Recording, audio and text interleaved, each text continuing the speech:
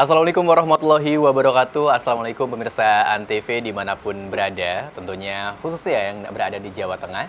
Dan kita bertemu kembali dalam program Bincang Tokoh, sebuah program tentunya yang akan mengulas biografi tokoh-tokoh dari berbagai daerah di Indonesia, yang tentunya supaya kita bisa mendapatkan inspirasi maupun juga motivasi di dalam perjalanan hidupnya. Dan atau bisa dikatakan kita akan sedikit mengulik success story tokoh-tokoh yang akan kita hadirkan dalam program Bincang Tokoh kali ini. Dan alhamdulillah pada Bincang Tokoh kali ini kita kedatangan salah satu politisi senior sekaligus juga Ketua DPP PDI Perjuangan, ini Bapak Insinyur Nusyirwan Suyono. Selamat siang Bapak. Selamat siang. Assalamualaikum warahmatullahi wabarakatuh. Siap, sehat ya Pak ya? Alhamdulillah. Alhamdulillah sehat. Alhamdulillah. Nah, jadi untuk pemirsa Antv, jadi beliau ini sekali lagi merupakan seorang politisi senior yang sudah malang melintang tentunya dalam dunia perpolitikan Indonesia, di mana alhamdulillah kita bisa bertemu pada kesempatan kali ini tentunya untuk mengulas kehidupannya dari mulai masa kecil sampai tentunya dengan sekarang. Baik Pak Nusyirwan, mungkin boleh diceritakan sedikit Pak mengenai saat ini profesi Bapak sebagai apa begitu, dan katakanlah backgroundnya seperti apa sekarang ini Pak begitu. Ya, seperti tadi sudah diutarakan di awal, saya masih menjabat masih diberi tugas, masih diamanai oleh Ibu Megawati Ketua Umum PDI Perjuangan untuk menjadi salah satu ketua di Dewan Pimpinan Pusat Partai. Itu di kegiatan kepartaian, di kegiatan pergerakan perpartaian, tapi juga di profesi, kemudian juga di lingkungan awal saya mengikuti pendidikan, masih ditugasi untuk mengurus di salah satu ketua di alumni Ikatan Alumni Universitas Diponegoro. Diponegoro, baik. Dan ada masih menemani beberapa kawan-kawan yang berprofesi di engineering, karena latar belakang saya pada waktu dahulu memang sebelum terjun di politik menggeluti di profesi saya awal-awalnya. Awal-awal, baik. Berarti selain politisi juga seorang insinyur begitu Pak ya? Ya, kurang lebih ya. Pura-puranya seperti itu. Baik, nanti kita akan kulik kebiasaan tapi mungkin Pak Nusyirwan mungkin bisa diceritakan sedikit bagaimana mungkin kehidupan masa kecil Bapak ketika Bapak ini kan orang Jawa Tengah Pak, tapi lahir di Jakarta, bagaimana ceritanya begitu? Ya, kebetulan Bapak almarhum, Bapak saya dahulu adalah pegawai negara, bertugas di Jakarta. Baik. Sampai dengan beliau pensiun. Saya lahir di Jakarta karena itu. Mungkin awal-awal pemerintahan Republik di Jakarta, beliau di Jakarta sampai dengan mengakhiri masa tugasnya sebagai pegawai negara.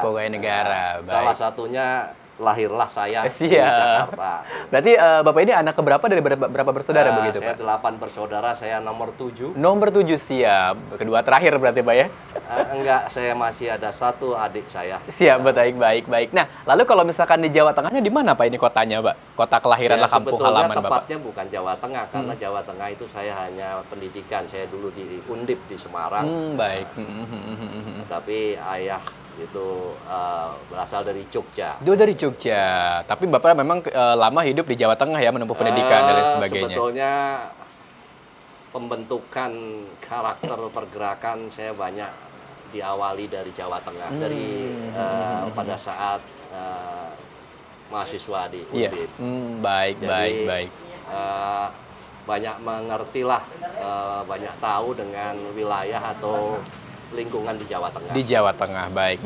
Nah, ini pada saat masa sekolah juga Bapak, saya sempat baca biografinya, kalau misalkan sekolah katanya di Malang SMA-nya. Ini bisa kok Pak, lahir di Jakarta, ya kan, keluarga dari Jogja, sekolahnya di Malang gitu. Ya, kebetulan pada saat setelah Bapak almarhum ini pensiun, ingin sebenarnya mencoba untuk tinggal di Malang. Baik, karena dingin cuacanya mungkin. Mungkin mencari hal yang lebih segar. Siap.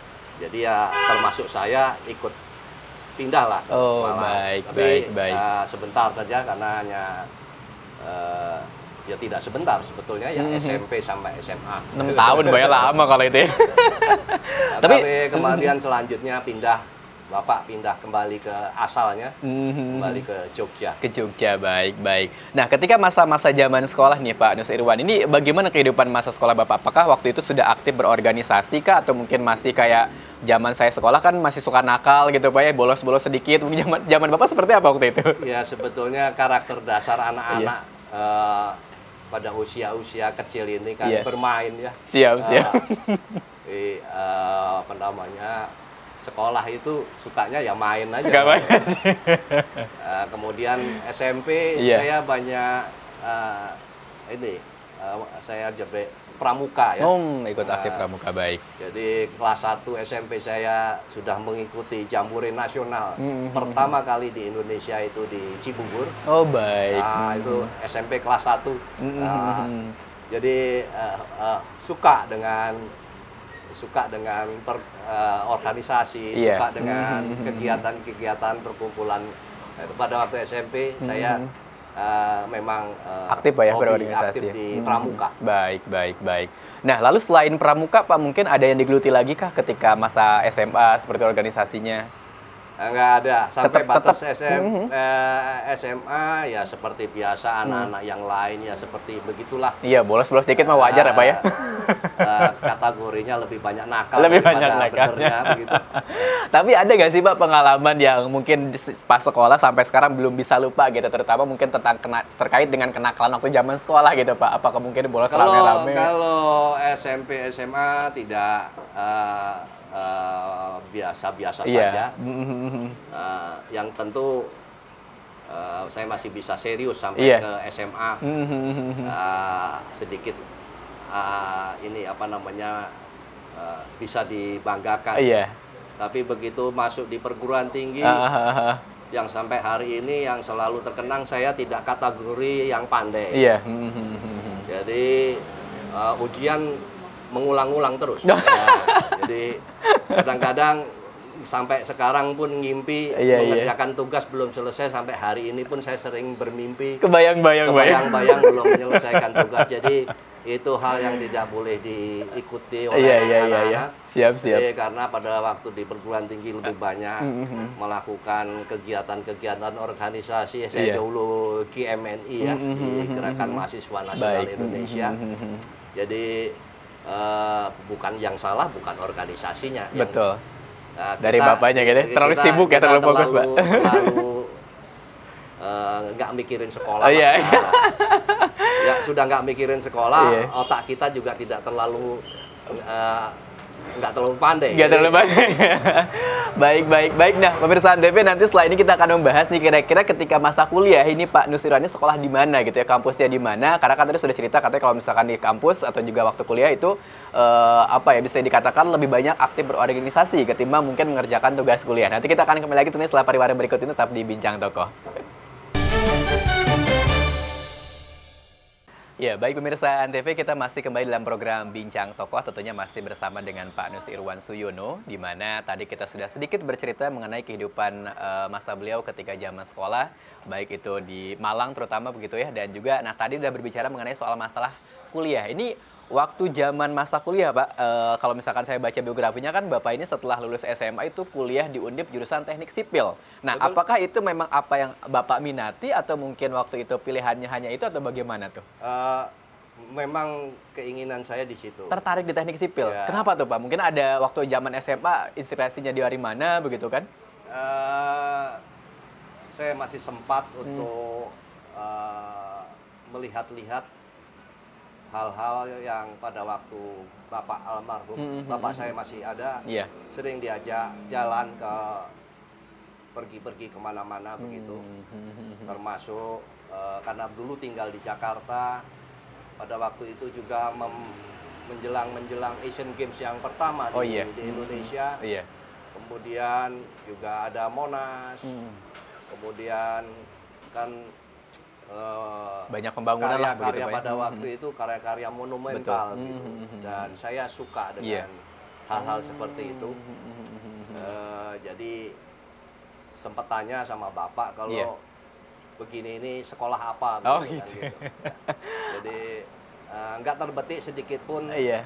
akan terjun di politik itu nggak ada gitu ya. Ya sudah sekolah teknik saja. Siap. Nah, jadi maka mungkin pembawaan itu sampai sekarang pun tidak bisa hilang. Mungkin cara berpikirnya nggak cocok juga kalau jadi seorang politisi. Gitu ya. Siap. Pikirannya orang sekolah teknik beda. Oh, jadi karena terinspirasi dari seringnya melihat monumen-monumen begitu Pak ya, bangunan-bangunan akhirnya pengen mencoba jadi gitu. Ada beberapa hal yang menimbulkan ketertarikan Iya. kita sekolah itu. Iya, baik. Tapi kenapa kok di Semarang? Iya. Pada waktu itu saya pinginnya tidak sekolah di sana. Kenapa tuh akhirnya memilih di sana, Pak?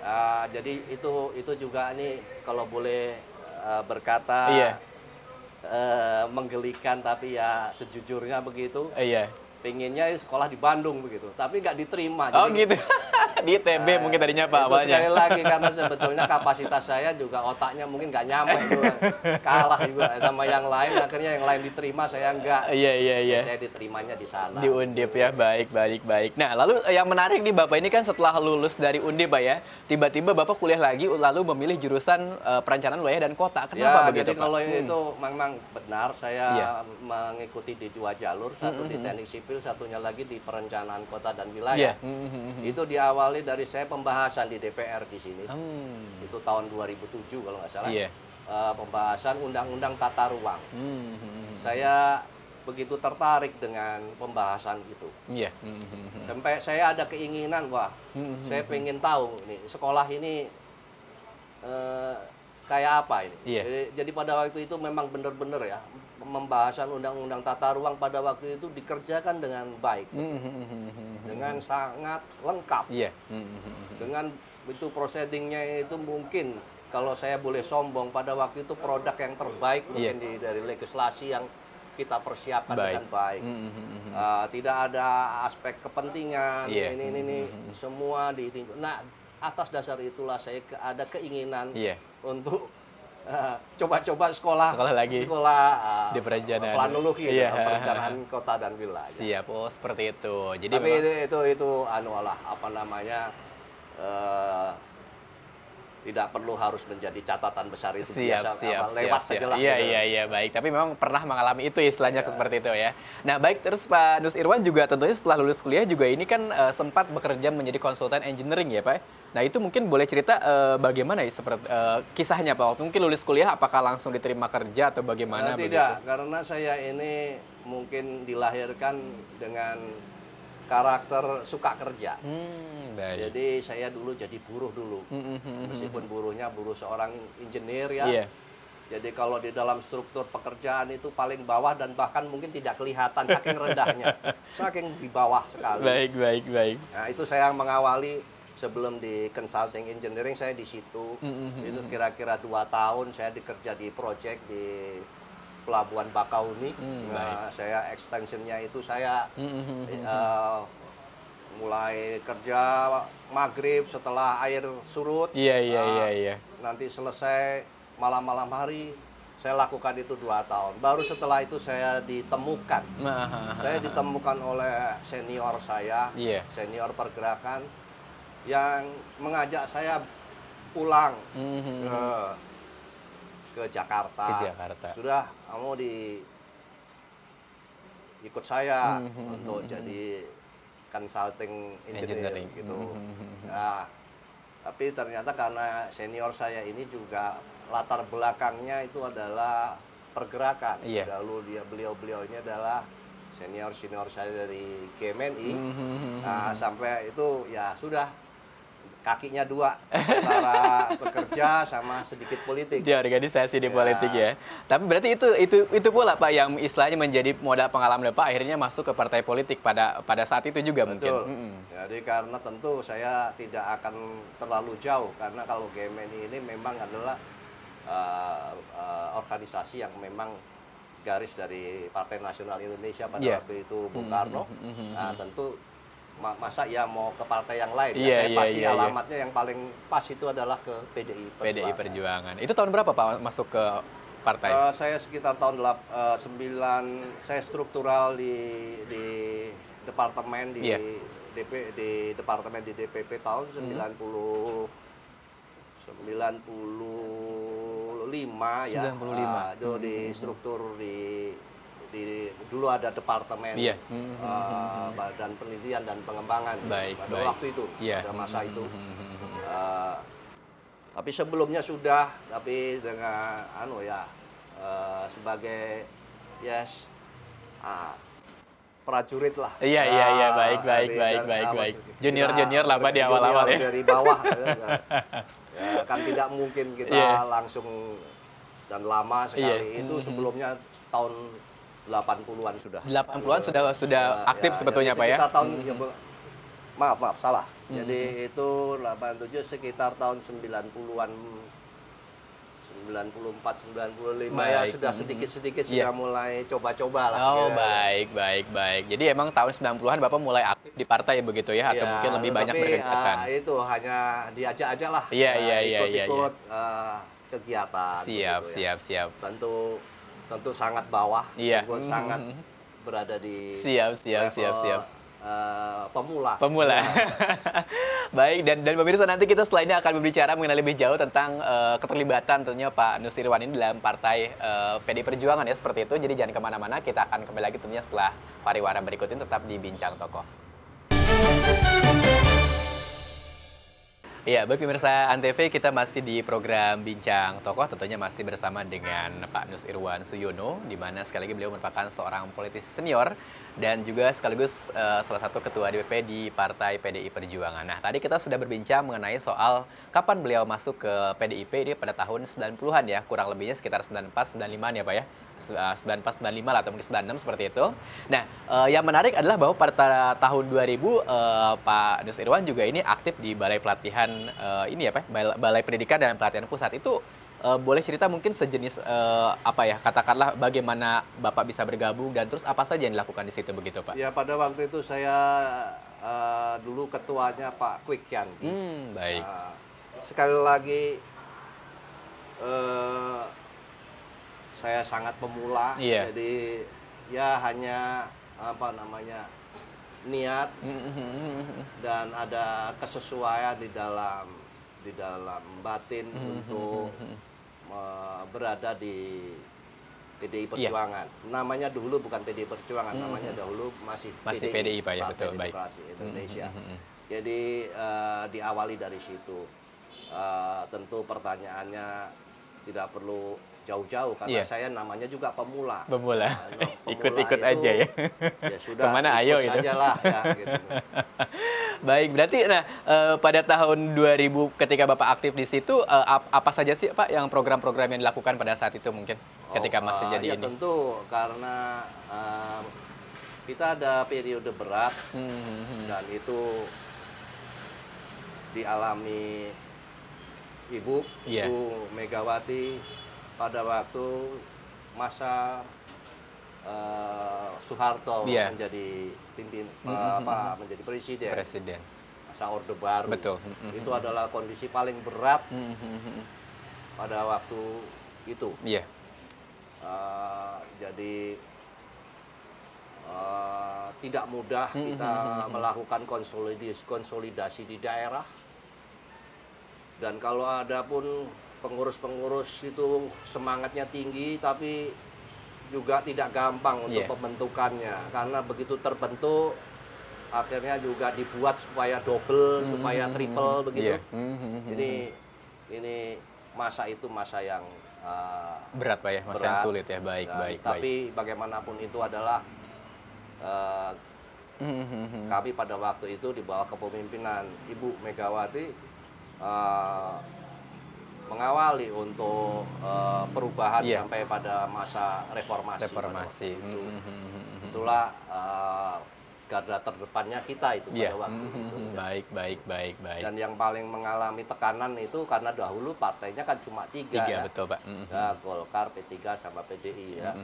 Itu sudah tidak perlu dipertanyakan lagi, tekanan paling berat berada di PDI. kita. PDI, baik. Nah, lalu pada saat Bapak juga sudah bergabung di PDI, Pak, ini juga sempat menjadi Ketua Dewan Pertimbangan PDI, Pak, ya, di Kabupaten Boyolali. Itu pada tahun kapan dan kenapa bisa? Waduh, karena pada waktu itu saya waktu 2004 kan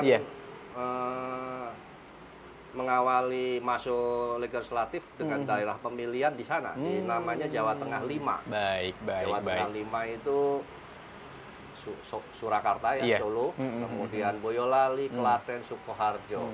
Nah, saya pada waktu itu bersama Mbak Puan. Nomor 2-nya saya, nomor 3-nya Bimo. Gitu. Iya. Saya 2 periode di Dapil 5 Jawa Tengah. Kemudian periode ketiga di Dapil 6 di sebelahnya di Kedu, di Magelang, Temanggung, Salatiga mungkin, Pak, ya? Magelang, Temanggung, sama Purworejo, dan Wonosobo. Wonosobo, siap. Baik, nah itu. Jadi kalau pertanyaan berkaitan itu karena saya sering menemani di awal 2004 di daerah Solo Boyolali, maka cabang ya minta ditemanin lah. Ya, siap.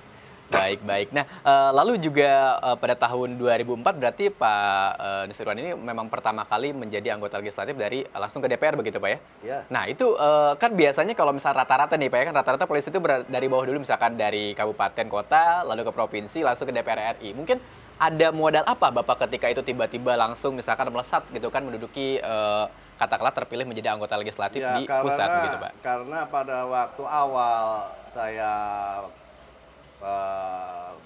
berproses di PDI Perjuangan sejak awal, memang berada di pusat, memang berada di Dewan Pimpinan, berawalnya dari sini, dari Jakarta, dari nasional, sehingga di seluruh daerah, cabang maupun DPD kan kawan-kawan banyak yang memang sudah di sana, begitu ya. Tidak cukup pantas juga kalau misalnya kita mengganggu atau katakanlah proses yang kawan-kawan di daerah sudah ada ya. Biar mereka itu di seluruh Indonesia tentunya demikian. Masing-masing mereka sudah memiliki kapasitasnya sendiri-sendiri. Kebetulan saja saya tidak terlalu sering mengikuti proses di struktur di daerah. Baik. Jadi memang karena berawalnya dari pusat, Pak, ya, gitu kan. Jadi langsung pusat juga. Baik. Luar biasa sekali ya. Karena memang selama ini kan kalau misalkan ya itu tadi, Pak, yang selama ini kita tahu kebanyakan kan dari bawah dulu baru langsung ke atas gitu. Tapi kalau misalkan bukan kebanyakan, pemahamannya demikian. Jadi tentunya kalau memang dari daerah-daerah itu ya itu adalah wilayahnya teman-teman di daerah. Baik. Ya, jadi yang berdomisili di daerah ya memang menetap di situ sudah selayaknya, sudah sewajarnya dia menempati penugasan partai di daerahnya. Gitu. Baik, seperti itu ya. Baik. Dan itu sebagian besar sampai saat ini pun demikian. Hanya tinggal memilah antara yang berada di kabupaten kota dengan yang di provinsi. Di provinsi, baik. Nah, pada saat Bapak menjadi anggota DPR pertama kali, Pak, ya, tahun 2004-2009 kan Bapak juga ini terpilih ya, dipercaya duduk di Badan Pemenangan Pemilu Pusat atau Bapilu itu tahun 2008. Itu bagaimana ceritanya, Pak? Dan saat itu apa saja gitu tugas yang harus dilakukan? Saya tidak pernah kalau 2008 pada saat itu sempat di pemenangan pemilu tapi sebentar sekali. Jadi baik. Itu sebelum Kongres 2010. Jadi pada waktu itu saya banyak bersama-sama dengan almarhum Bung Mangara. Gitu. Ini beliau dulu wakil sekjen. Jadi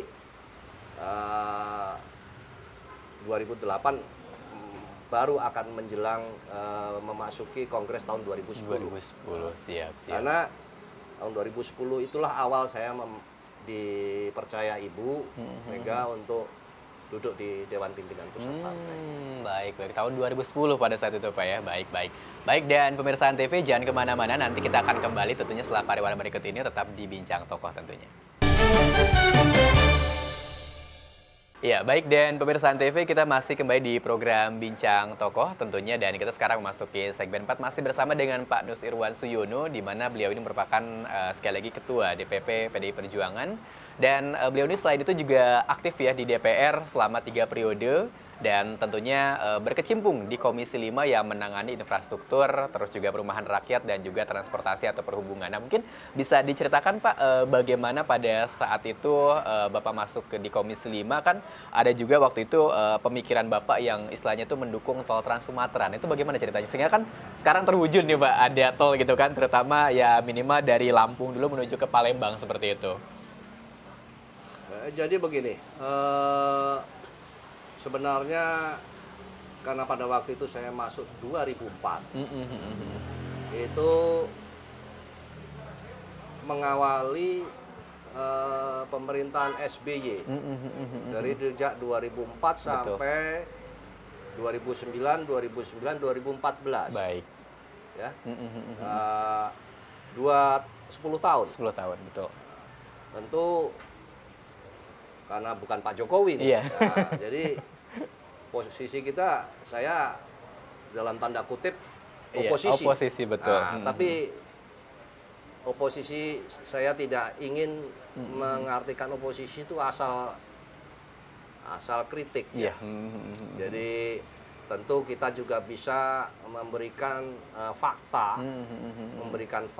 memberikan solusi. Iya. Nah, fakta ini tentu harusnya bermanfaat, betul. Perbaikannya dan kebutuhan dan fungsinya bagi rakyat. Gitu ya. Itu saya mencoba, ya, dalam bahasa saya mencoba untuk lakukan itu.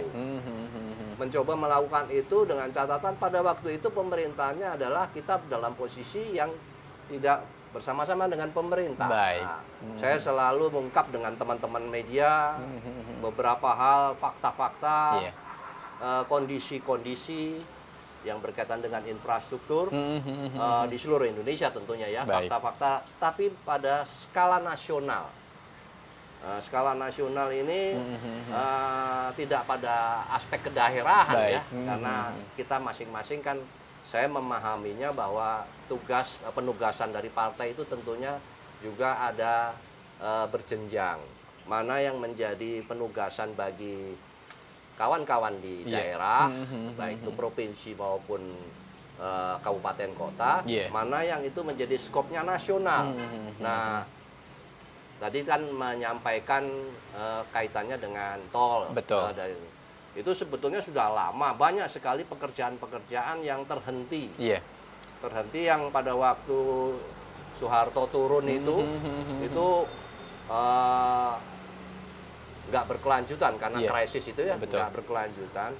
Ya, kita mencoba memberikan fakta-fakta, memberikan pendapat. Ini bukan mengkritik, tapi ini yang harusnya dilakukan begitu. Tapi khususnya adalah melakukannya itu dari sisi infrastruktur saja, karena saya kalau sektor yang lain saya nggak ngerti. Kalau ditanya kesehatan, ditanya pertanian, saya nggak menguasai gitu. Ya kebetulan yang dikuasai itu hanya itu gitu, yang ngerti yang cuma itu. Ya itu saja. Maka saya mungkin paling lama ya 15 tahun berada di komisi itu. Bukan dikatakan itu hebat atau luar biasa, bukan. Karena memang saya ngertinya di situ. Di situ ya Pak ya. Kalau ditaruh di tempat lain saya nggak menguasai, gitu, nggak ngerti. Karena basic insinyur tadi Pak ya. Tapi jadi waktu awal 2004 itu ya itulah yang saya lakukan sampai 2004-2009. Baik. 2009-2014. Padahal kita pun karena saya ada amanah dari Ibu untuk jadi Dewan Pimpinan Pusat Partai, kita 10 tahun itu betul-betul kita melakukan, Ibu memandu untuk melakukan konsolidasi total kepada seluruh jajaran kita di Indonesia. Maka ada itu hasilnya ada, kita bisa menang di 2014, menang pemilu ya. meskipun kita tidak memegang kekuasaan pada waktu itu. Ya. Nah, jadi tentu bahwa memenangkan pemilu itu tidak sesederhana hanya sekedar teriak-teriak di kampanye, itu tidak demikian. Tapi kita juga bisa membuktikan kepada seluruh rakyat apa yang kamu lakukan. Ya, kita mencoba apa yang kita perbuat yang sesuai dengan wilayah dan penugasan kita, itu yang kita jalankan. Baik. Nah, pada saat itu kan 10 tahun Bapak di zamannya Presiden SBY ya Pak ya. Lalu pada tahun 2014 Bapak terpilih lagi menjadi anggota DPR dan pada saat itu presidennya sudah Pak Jokowi. Nah, masih di komisi yang sama. Lalu pada saat itu apa yang didorong Pak programnya gitu kan? Nah, ini pertanyaan bagus. Saya suka sekali dengan pertanyaan ini. Karena ternyata sampai tahun 2014 itu masih banyak sekali pekerjaan-pekerjaan besar infrastruktur yang tidak mampu diselesaikan. Baik. Hadirlah Pak Jokowi, karena pada waktu itu Pak Jokowi dari Solo itu, karena satu dapil pada saat itu dengan saya. Ya. Lalu sempat mampir sebentar menjadi gubernur DKI. Maka dilanjutkan pemahaman berkaitan dengan kelanjutan beberapa infrastruktur yang berhenti ini mulai dari Jakarta. Dari Jakarta. Itu bersama Pak Jokowi pada waktu itu Pak Jokowi bisa menormalisasi kali yang sudah terhenti sekian puluh tahun. Sekian puluh tahun itu seperti ini di Manggarai ini. Nah, itu direncanakannya nggak kira-kira itu 30 tahun lebih kagak bisa beres-beres itu. Itu yang dekat stasiun Jatinegara itu apa itu di pojokan itu. Nah, itu normalisasi kali ini berat sekali karena harus memindah dan sebagainya. Kemudian juga terputusnya jaringan tol ke arah barat dari Ciledug ke Ulu Jami yang terhenti, yang hanya panjangnya cuma berapa ratus meter, tapi ini tidak terhubung. Dan tidak terhubungnya bukan 1-2 tahun, sudah lama sekali. Nah, ini diselesaikan oleh Pak Jokowi pada waktu itu. Saya menemani sajalah, nggak ada apa-apanya lah. Kita cuman ini belum selesai, ini belum selesai. Termasuk diantaranya MRT. Itu yang sekarang kita bisa nikmati itu semua adalah rancangan yang sudah berusia 30 tahun lebih. Pada waktu itu saya berusaha untuk di komisi tersebut untuk mendorong, untuk mewujudkan itu. Gitu. Nah, maka groundbreakingnya mengawali kegiatan proyek MRT itu Pak Jokowi sebelum beliau pindah ke menjadi presiden di Merdeka Utara. Nah, jadi kemudian juga tol yang ke Jawa Tengah ini Pemalang, Batang, Semarang ini stopnya itu sama. Rata-rata semua stopnya itu 30 tahunan. Nah, maka inti yang ingin saya katakan bahwa saya ingin bahwa yang berhenti, yang mangkrak, yang stop itu bisa terwujud. Baik. Nah, ini harapan begitu. Karena kan yang punya kewenangan bukan saya. Dan juga punya decision juga beliau-beliau itu yang memimpin. Kita mencoba menemani, bukan membisiki, tidak gitu ya. Tapi yang baik lah. Sehingga nanti sampai kepada sesuai dengan jatah konstitusi 2 periode kita bisa menyelesaikan kekurangan-kekurangan apa yang selama ini belum terwujud. Baik. Wah, luar biasa sekali ya pemirsa ya. Baik, dan tentunya obrolan kita masih akan berlanjut. Jadi untuk pemirsa Antv jangan kemana-mana, tetap bersama dengan kita berdua di sini masih di program Bincang Tokoh, dan kita akan kembali tentunya setelah pariwara berikut ini. Jangan kemana-mana. Ya, baik pemirsa Antv, kita kembali lagi di program Bincang Tokoh, dan saat ini kita masih memasuki segmen terakhir masih bersama dengan Pak Nus Irwan Suyono, di mana tentunya sebetulnya banyak sekali hal-hal yang masih pengen saya coba untuk tanyakan, berbincang dengan beliau tentang success story terutama di bidang perpolitikan ya yang malang melintang dari dulu sampai dengan sekarang gitu kan. Nah, berbicara mengenai soal setelah Bapak gitu kan 3 periode menjadi anggota DPR lalu juga terpilih gitu kan dan sekarang masih menjabat Pak ya sebagai ketua DPP di PDI Perjuangan di bidang industri, ketenagakerjaan dan juga jaminan sosial. Ini apa Pak yang masih Bapak pikirkan tentunya untuk memperbaiki kondisi industri dan tenaga kerja kita yang sampai saat ini masih menjadi pekerjaan rumah bagi pemerintah begitu? Tentu kalau pembidangan di Dewan Pimpinan Pusat, karena yang mengeksekusi itu kan tentu adalah pemerintah. Pemerintah, baik. Yang membuat program itu pemerintah.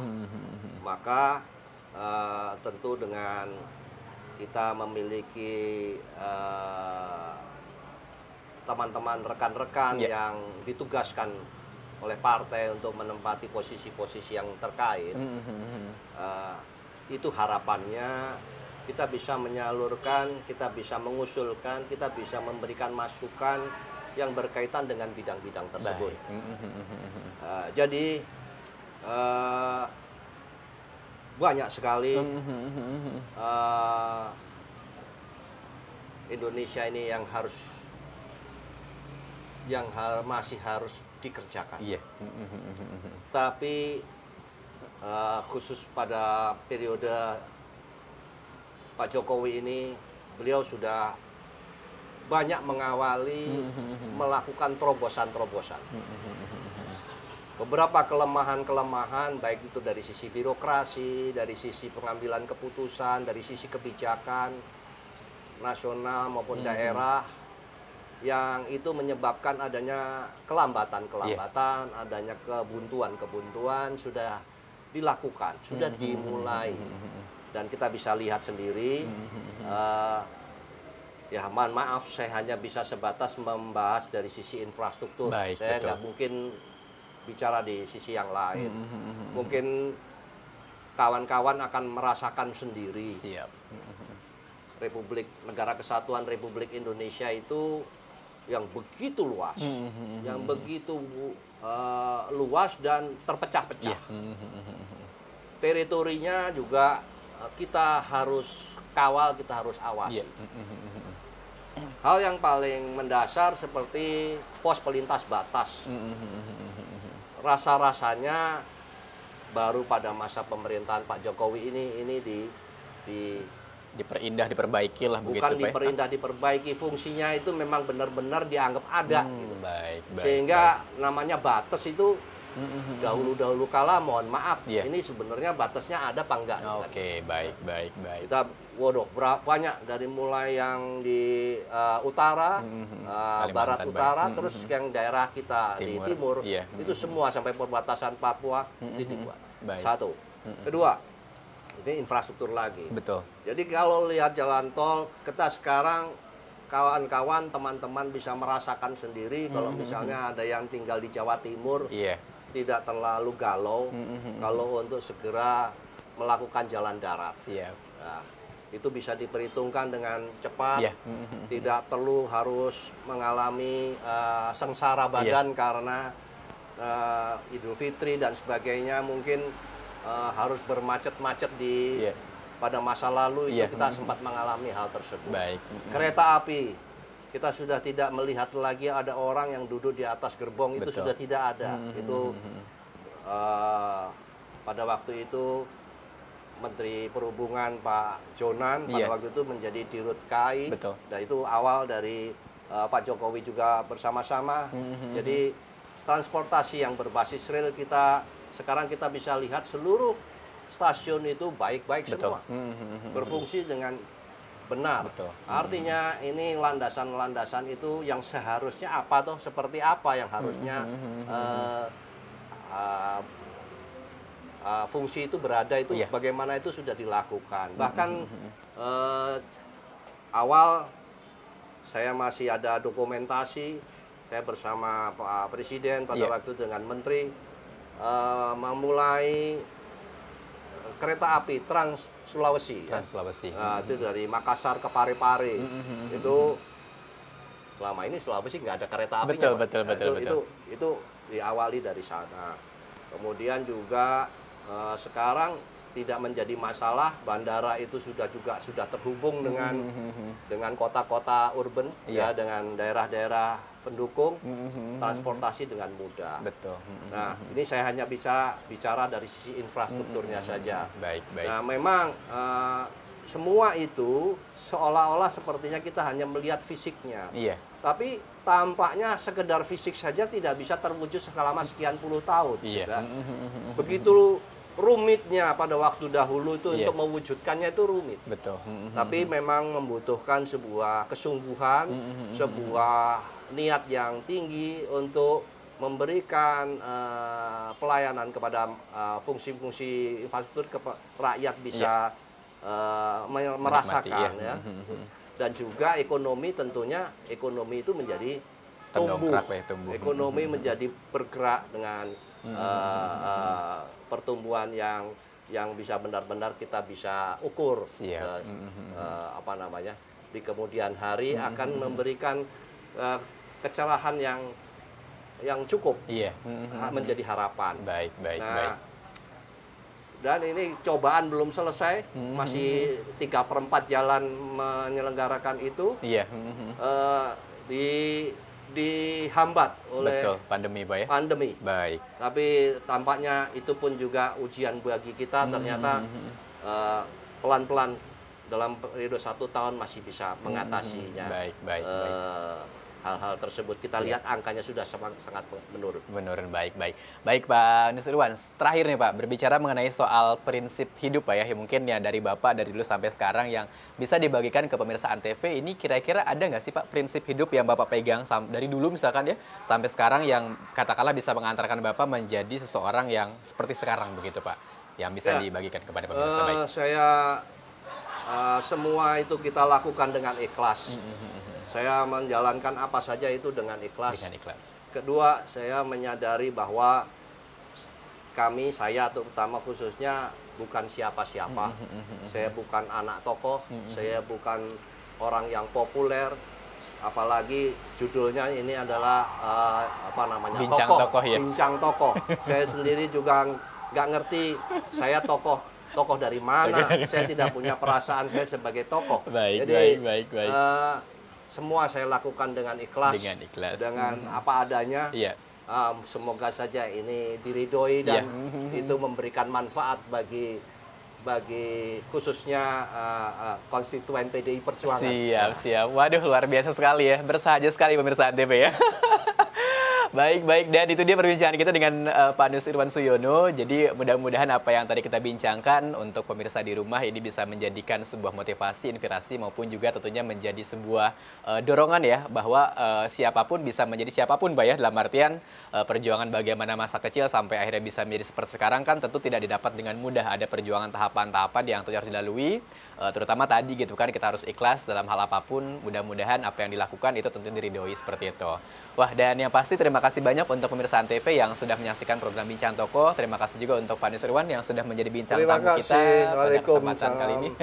Baik, dan pemirsa Antv, sampai bertemu kembali di program Bincang Tokoh selanjutnya. Saya MZ Ardi Winata undur pamit dan wassalamualaikum warahmatullahi wabarakatuh.